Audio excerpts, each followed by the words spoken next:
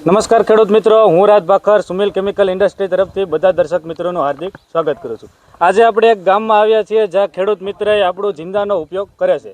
તો સૌથી પહેલાં ખેડૂત મિત્રનો પરિચય લઈએ, ત્યારબાદ જાણીએ કે તેને જિંદાનો ઉપયોગ કરવાથી શું શું ફાયદા થયા. તો સૌથી પહેલાં તમારો પરિચય આપજો.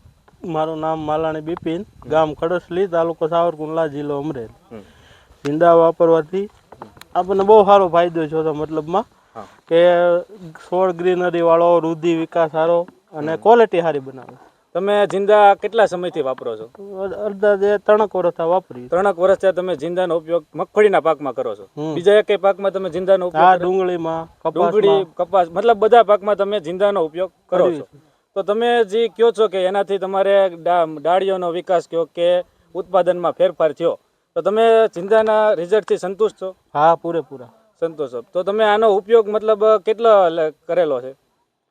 કઈ નક્કી ન, પણ કિલો વીઘે ઉપર નાખવી. વીઘે કિલોથી દોઢ, મતલબ એકરે 4 કિલો જેવું આનું માપ છે, એ રીતે રાખતા હોય છે. હા, એવું રીતના રાખતા. તો તમે બીજા ખેડૂત મિત્ર જે આપણો વિડીયો નિહાળી રહ્યા છે તેને શું ભલામણ કરશો આ વાપરવા વિશે? કે આ વાપરવું જ જોઈએ. એક ફેરું તો આ વાપરશો એટલે તમે આના પછી રાગ બની જાવ. તમે બીજા ઝીંક પણ માર્કેટની અંદર આવેલા જોયા હશે, તો એ ઝીંક અને આ ઝીંકમાં તમે વપરાશ કર્યો હશે, તો એના વિશે તમે કઈ કહેશો? હા, એને કરતા ઘણું સારું છે. બીજા ઝીંક કરતા તમે આ ઝીંક વાપર્યું એમાં તમને ફાયદો સારો છે. તો ઉત્પાદનમાં સારું છે. ઉત્પાદનમાં પણ સારું છે. તો તમે જેમ જોયું એમ ખેડૂત મિત્રના અનુભવ પ્રમાણે જે છેલ્લા 2-3 વર્ષથી જિંદાનો ઉપયોગ કરે છે અને તે જણાવે છે એ મુજબ આપણે મગફળી, સોયાબીન, કપાસ, કોઈ પણ પાકની અંદર જિંદાનો એકરે 4 કિલો લેખે અવશ્ય ઉપયોગ કરવો જોઈએ.